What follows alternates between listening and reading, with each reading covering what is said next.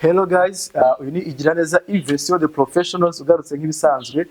Ndabasuhuje kandi mbahaye ikaze abantu bashyashya kuri channel The Professionals. Mwiyumvemo ikaze abantu basanzwe tubana nabo, abantu atari ubwa mbere tubanye. Ndagushimiye cyane ko wongeye kugaruka. Mane bahereza umugisha. Tugiye gusangira topic nziza cyane kuri uyu munsi nabateguriye. Topic ivuga ngo 7 tips for a professional presentation. Tips zirindwi zagufasha kujya ukora presentation nziza, ugasobanurira abantu business yawe, product zawe mu buryo bwiza, ku buryo percentage nini y'abantu wa presentingiye cyangwa se wigishije business ari abantu bazafata umwanzuro wo kujoininga business yawe. So presentation igomba kuba igizwe n'ibyiciro bitatu by'ingenzi. Presentation igomba kuba irimo company profile cyangwa se amava n'amavuko ya company yawe ukoreramo, ndetse hakaza icyiciro gisobanura kuri product, ndetse hakaza icyiciro gisobanura kuri business cyangwa se compensation plan. Rero ibyo ni ibyiciro bitatu bitagomba kubura muri presentation yawe. Igihe cyose ugiye gukora presentation cyangwa se OPP, opportunity plan presentation, ugomba kuba uzi ko hari gomba kuzamo bino byiciro bitatu nakubwiye hejuru: company profile, product part ndetse na business part cyangwa se compensation plan. Then tipu ya mbere yagufasha kugira ngo ujye ukora effective presentation cyangwa se presentation nziza, ni tipu iri kuvuga ngo keep it short. Gerageza iyi presentation ugiye gukora uyikore mu gihe gitoya, bana kwizimba mu magambo. Hari umuntu ushobora kugenda akavuga company profile iminota 20 yose, akavuga product isaha yose, kuryo ushobora gusanga umushyitsi wari watumiye atashye atanumvise business part. Kandi kenshi umuntu utashye atumvise business part urumva ntago wavuga ngo wamwigishije, kuko ntago ya joining a business. Cyakora nimba ari umuntu waruje kugira ngo agure product ukaba wamwigishije product, it's okay. So rero make sure yuko igihe cyose urimo urakora presentation yawe keep it short. Gerageza uyikore mu gihe gito, time management. Gerageza ube wa muntu uzi gusamarizinga. N'ubundi akenshi uzareba ibintu wigishije guhera icyo wahetangiriyeho ujya gusoza umuntu wigishije atibuka ibyo wahereyeho. Rero ujya kwizimba mu bintu byinshi bizatuma aho gukoresha igihe kinini arambirwe, amasaha mufate atangire kwitekereza ibindi bintu by'indi gahunda yari kuyitajyamo, wumve noneho ni hahandi umuntu ageraho kaba harari kadahari. Ariko ukoresheje igihe gitoya gishoboka, birashoboka ko wakora presentation nziza na wa muntu wayikurikiranye akahava rwose ari very excited. So tipu ya kabiri riravuga ngo mu gihe uri kwigisha nanone personalize. Gerageza bitewe n'umuntu ukuntu mubona, ukuntu mwaganiriye, ugira ibintu wibandaho bitewe n'uko umuzi. Urugero, nimba ari umuntu tuvuge ukiri mutoya, gerageza wibande kuri business niyo akeneye umujene. Nimba ari umuntu mukuru, product ntuhava utayitsindagiyeho kugira ngo yumve ko basi niyo yasanga business atayikeneye avuga ati ibyo ndumva ari iby'urubyiruko, by'abantu bagifite imbaraga, basi yumve yuko akeneye na product kugira ngo agire ubuzima bwiza, kugira ngo asigasire amagara yiwe, dore cyane ko abantu bageze mu za bukuru baba batangiye kugira indwara zimwe na zimwe zitandukanye.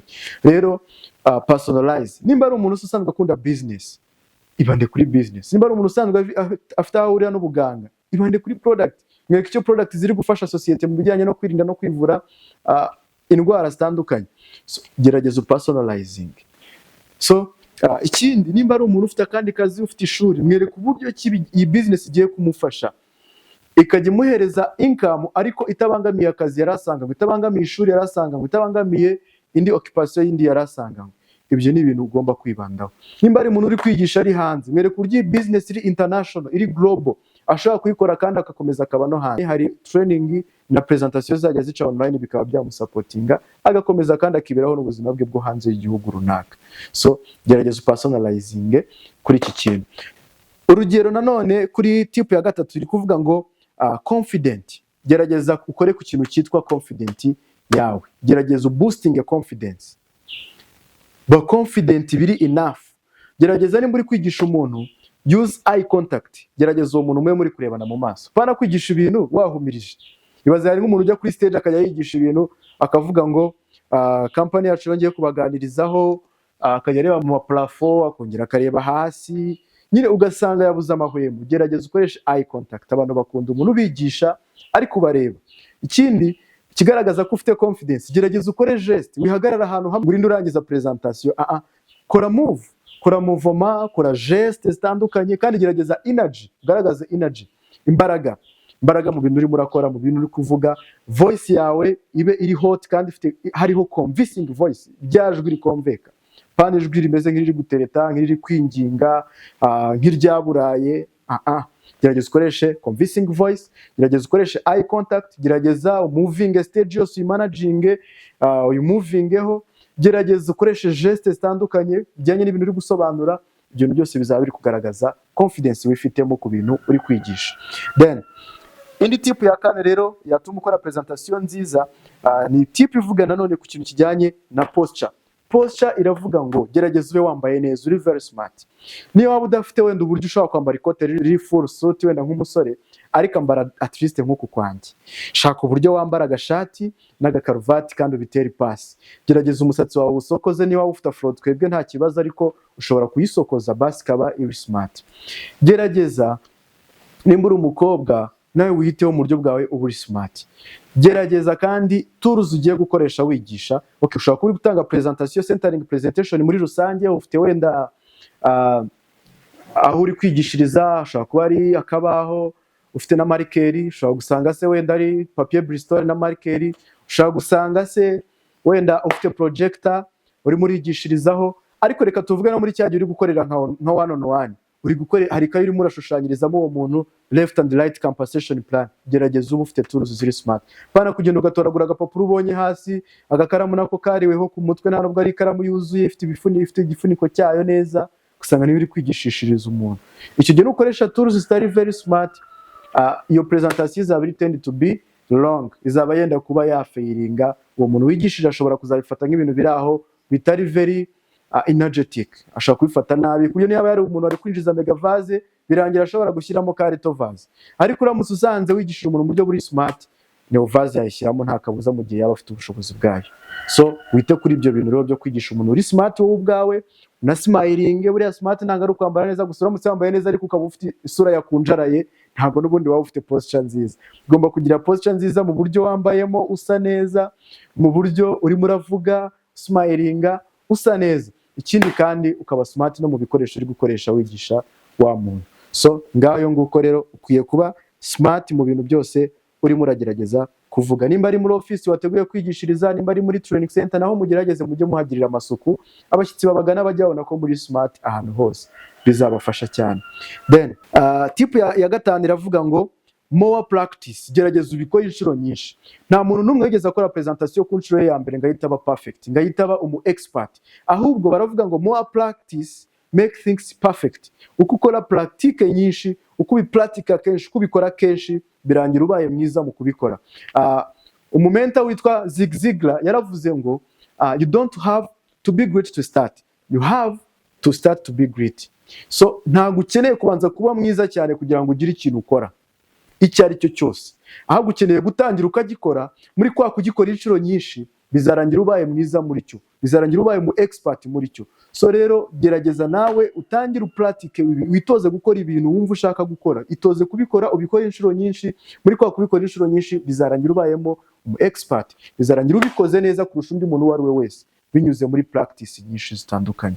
So cyo nakubwira rero, mu bindi bintu bizagufasha kuba wagira presentation nziza, ku nshuro ya mbere ushobora kutazagira nziza, ariko uko uzakora more practice, ukabipratika kenshi, ukigisha inshuro nyinshi, bizarangira ubaye umuntu mwiza uzi kwigisha business ndetse na product kurusha abandi bana bari bo bose. Hari n'agakote twe twagiraga muri training center nkitangira business kavugaga ngo a man with makeup pen is the one who makes more money. Wa muntu uhora ufite makeup pen arimo arigisha kuri tableau, muri presentation buri gihe ni uri kwigisha, training ni uri kuzitanga, nyine ukabona ni wa muntu kabisa nta excuse agira. Bamubwira turatwigishiriza product, akavuga ati yes apply. Akavuga ati even wowe uzatwigishiriza business, akavuga ati yes apply. Wavuga ati even wowe uzaduha training ejo mu gitondo muri sales meeting, ahita avuga ngo yes apply. Wambwira ngo ninjye uza closinga kuri WhatsApp cyangwa kuri Google Meet, akavuga ati yes apply. Nta excuse umuntu afite. Umuntu akenshi uzareba uzasanga n'undi akenshi ari gukorera amafaranga menshi, ariko abandi babwira ati uzadufasha muri presentation iyi n'iyi, akavuga ati apply. Urumva ntabwo ndabimenyera neza, nta nubwo numva nzaboneka neza, ndikumva afite ubwoba, ndikumva nsa nk'uwarwaye, ijwi ryanjye ntabwo rimeze neza, akamakinga more excuse. Uwo muntu akenshi birangira n'ubundi atari umuntu ubaye umutoto. Uzabicunge neza, uzasanga ariko kuri guhari. Ngiye namaze kubibona muri experience umaze kugira muri business, narabibonye cyane. So rero make sure ko nawe witoza kwigisha kenshi, wigishe. Hari n'igihe bakubwira ngo mu buryo bwo kugira ngo umenyere kwigisha, ushobora kwanza ukifata wowe ukajya mu cyumba wenyine, ukigisha amashuka yawe, ugafata telefone yawe ugashyiramo record, ukirikodinga ubundi ukigisha wowe ukimagina ko atari amashuka ari imbere ahubwo ari abantu benshi cyane bari imbere yawe uri muri training center uri muri office ukigisha ugahera kuri company profile ukabanza ukaniintroducinga nawe ubwawe ukivuga ati nitwigira neza Yves njye ugiye kwa presentation y'uyu munsi nishimiye kubana namwe kandi mbahaye ikaze mu kiganiro tugiye kugirana ugatangira company profile ukajya kuri product ukajya kuri business recordings ubundi ukaza gusigara uri kongera kumva ya record yawe ukumva nimba ko kigukomveka nkaho uramutse nawe uri umushyitsi watumiye muri iyo presentation koko wahava ufashe umwanzuro wo gutangira wakumva itagukomveka ugakosora amakosa kuko uri kumva aho wavuze nabi ibyo bizagufasha rero kuzagenda ugira presentation nziza gerageza ubyimenyereze mu buryo bwari bwose hari n'ababikora bavuze ati ngenda afata umwana mu rugo mutoya w'imyaka 5 ubwo ati ngwino sha petit ngwino mwigisha business ukifata nkaho ari umuntu mukuru uri kwigisha ntubifate munenego nyine wumva ko ari umwana muto bifate nkaho ari umuntu mukuru uri kwigisha mwigishe byose uzaba uri muritoza cyane bizajya kurangira waramaze kuba mwiza mu kubikora nyine tinyuka gerageza utinyuke tipu ya 6 iri kuvuga ngo attend more presentation noneho gerageza wowe noneho unatendinga presentation nyinshi ushobora kuba atari uri bwigishe nduracyari mushyashya wowe ariko nimba wumva hari buze kuba presentation wenda watumiye cyangwa se watumiye ntibanaza ariko gerageza nawe wicaye muri salle ya presentation nibura wumva uko upline wawe bigisha uko uzumva byigisha kenshi nawe uzamenya uko byigisha cyangwa se nimba tuvuga ari na one on one uri kubona hari akagroupe kicaye hari akagasako karimo abantu 2-3 umwe yatumiye umuntu ari kumwigisha genda nawe basabe kuba joininga nubwo we wamaze gutangira wowe ukabana n'umushyitsi ufite maho ariko basi ukura buri kureba runaka ari kwigisha mugenzi we nawe uraburi kumviramo uburyo nawe ubutaha mugenzi wawe naza watumiye umuntu akaza nawe uburyo uzamwigisha rero attend more presentation biri mu bizagufasha nanone kuba nawe wamenya uko uzajya ukora presentation nimba se hari Google Meet ushaka kwatumiye umuntu akaza ariko nimba atanaje make sure ko basi joininga yo Google Meet presentation basi nawe ushobora kwigiramo uko runaka mu speaker mwiza twateguye uzigisha kuri product hashobora kwigisha product neza kuruta uko rusanzwe ubyigisha bikagufasha kugira experience y'uburyo uzabikora neza ubutaha gutyo attend more presentation nabyo bizagufasha kuba nawe wazajya ukora presentation nziza kurushaho kuko ushobora kugira muri experience z'abantu barenga 10 bitewe n'ukuntu wagiye watendinga presentation bakoze ukumva uko bigisha ukagira utuntu ugenda ukwigira kuri runaka utuntu ukatwigira kuri runaka utuntu ukatwigira kuri runaka waza gukombininga those experience ukavamo ari wowe uri no gukora presentation nziza kubarusha bose so rero attend more presentation tipu ya 7 irimo iravuga ngo ask questions gerageza ujye ubazamo n'utubazo mu gihe uri murigisha nimba urangije igice cya product mubaza ati muri izi product maze kukwigisha ni iyihe wakunze cyane kurusha izindi azakubwira wumve ko nibura hari na product nimwe nibura yaba yasigaranye izina ryayo yaba yafashe mu mutwe wenda bamwe bazakubwira ngo C724 wenda atarabifata neza ariko basi uzumva ko yakurikiye nujya kumubaza kuri beverage wenda bamwe bazakubwira ngo ni mayikoco niko twebwe bajya badusubiza cyane ugasanga byamunaniye kuvuga mayico kavuze mayikoco ariko at least tumenya ko uwo muntu yakurikiranye ugenda ugira utundi tubazo ugenda ucangamo bizagufasha cyane no kuri business ukimara kuyigisha mubwira ati we nuwihe mugabane wumva wakunze wumva watangiza unamucokoza umubwira ati nakubwira ati wawe ndi wa mbere umubwira ati wangahe umuteremo akabazo kujya wumva nimba koko yibuka n'igiciro ukuntu kingana nibura atahaza amafaranga agiye gushaka kuko ni nabwo uzaba ufite icyizere ko agiye gushaka amafaranga azaza atangire ugende rero ucangamo utuntu tw'utubazo tugiye dutandukanye ibyo bintu bizagufasha kuba abantu baba attentive nawe nibabona ko hari utuntu uri kubabaza ku nshuro ya mbere ushobora kuzakamaza ugasanga yarangaye ariko ku bwa kabiri azahita aba attentive azahita yatendinga noneho nta kindi kiri mu mutwe nta bindi ari gutekereza ari wowe hanze amaso gusa kugira ngo ataza kongera agashiduka bamubajije bikamucanga urumva rero ko ari agatipu keza ngizo tips rero 7 nabateguriye zagufasha kuba wajya ukora presentation nziza ndetse bikazabura percentage y'abantu bafata umwanzuro wo gutangira mu bantu babahaye presentation. Thank you so much. Ushaka kutwandikira muri comment ukatubwira ikintu kigufashije muri presentation yanjye, ube honest tubwire icyo utajya gukora neza n'icyo wigiye mugiye kugikora neza. So ndabashimiye cyane, nimba ari ubwa mbere tubanye nkuhaye ikaze rihoraho, kora subscribe. Ndetse nimba nawe wari usanzwe tubana, Imana iguhereze umugisha gukomeza kugaruka kubana nanjye, ariko kandi wibuke gufata link y'iki kiganiro uyisharinga abafite ibikorwa bawe bose, hanyuma nabo tujye tubana buri munsi ibiganiro byanjye murabizi nakagaruka. Ndabakunda cyane rero, reka tujye gushyira mu bikorwa ibyo tumaze kwiga. See you at the top.